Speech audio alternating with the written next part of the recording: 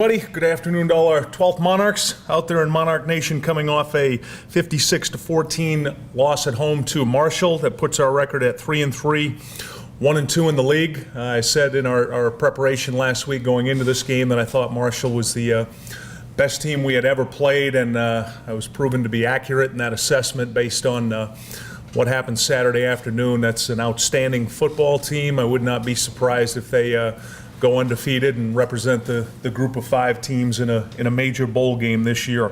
From our standpoint, this game was really decided in the first 8 minutes of the game.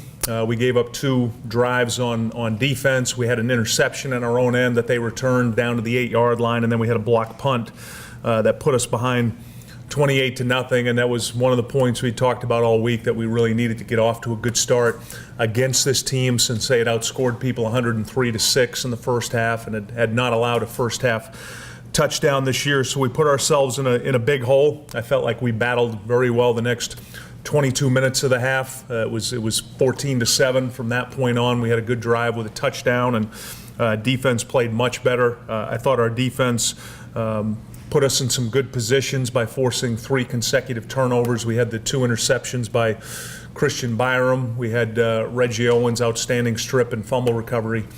We didn't take advantage of those turnovers, and that put us in a real bad position. Special teams-wise, we gave up the block punt for a touchdown. I felt like we were much better in our kickoff unit, our coverage after that block punt by our punt team. Our freshman punter did a fairly good job in this game, but still a lot of areas to improve there. Defensively, it was very exciting to see those 3 first half turnovers. The guys did a real good job trying to strip the ball throughout, but the story of this game was our inability to stop the run game. We had schemed this to try to force Devin Johnson more to the sideline, and we just weren't successful enough with that. Their offensive line was very good as advertised, and they blocked well, they ran the ball well, and that was really the story of the game. Offensively, I felt like we ran the football well in this game right from the start.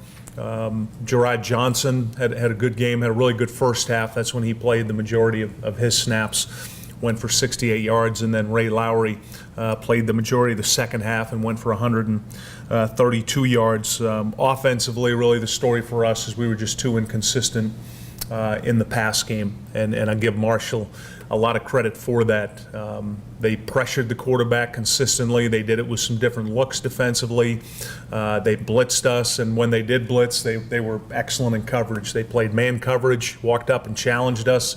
There were times when Taylor either just didn't get the ball out in time, or our receivers didn't get open, or we just gave up a sack due to protection. But this was the best defense we'd faced coming in, and I still feel the same way about their defense. They're outstanding. This week's opponent is UTEP. They're a 2-3 football team right now, 0-1 in the league. Sean Kugler's their head coach, who's an outstanding football coach. Offensive lineman mentality. One thing you'd expect from this team is they run the ball well, which they do. They're very good in the run game. This is his second year as the head coach, and I think he's doing an outstanding job with their program.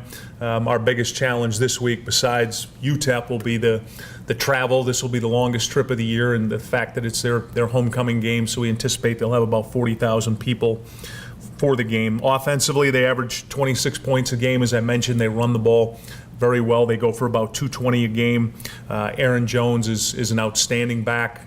He goes for about 130 a game. I think he's one of the best backs in the league. And then Jameel Showers, their quarterback, he can throw it, he can run it, does a very good job with the football. Defensively, they're allowing 38 points a game and 460 yards, and the majority of that's really come in the last 2 weeks. They gave up 58 points to an outstanding Kansas State team, and then they gave up 55 points on Saturday night to Louisiana Tech. Both those games, I should add, were on the road. They're a much better team at home. They've only played 2 home games, but they're 1-1 at home, and their loss was a very close loss to Texas Tech.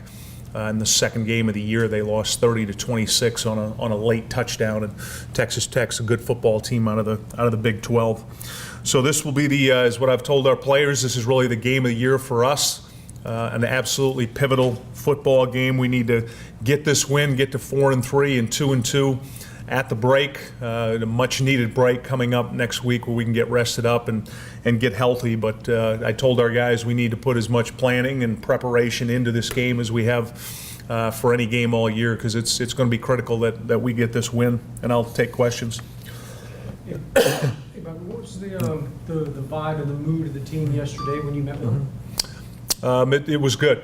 It was better than I had expected. I was hopeful that based on how I talked to him after the game Saturday, I tried to set the mood that we needed to flush that one out of our system, not make any excuses. We got beat by a much better football team than we are now, and I emphasized to him, now that's not always going to be the case where Marshall's a better football team than Old Dominion, but we tried to get that game right out of our system Saturday after the game, and I started talking to him in the locker room about how critical this UTEP game is and getting to 4 wins to go into the bye. And then that puts us in a position where if we get this one, get 2 more after the bye, now we're in the conversation for bowl games, which was our goal this year, to go into November with an opportunity to be talking about getting bowl eligible. So the mood was very good yesterday.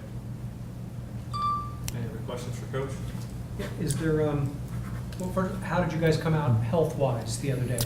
Very good. Better than I had expected going into it. We got a few bumps and bruises, but this is probably as healthy as we've been since going back to the week leading up to North Carolina State.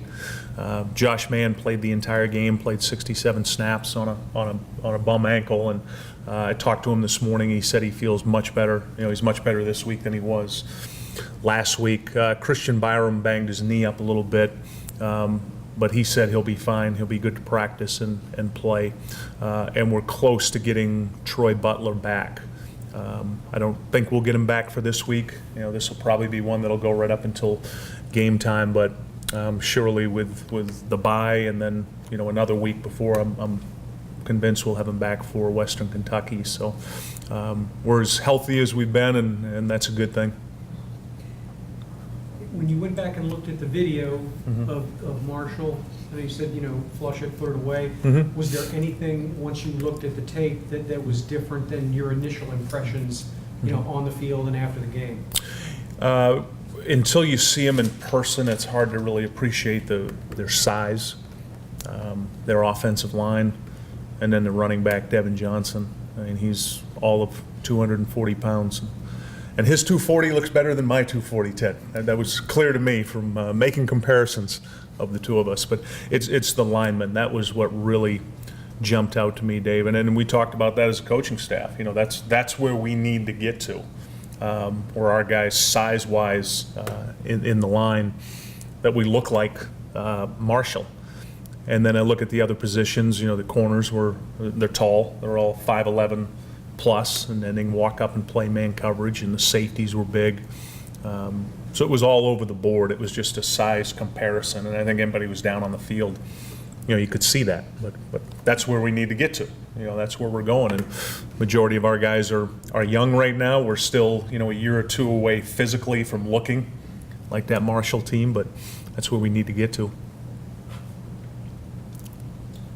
Anything else for Coach? All right, thank you all for coming, everybody. Thank you, 12 Monarchs, for an outstanding performance on Saturday. And if we don't see you in sunny El Paso, we'll see you in a month.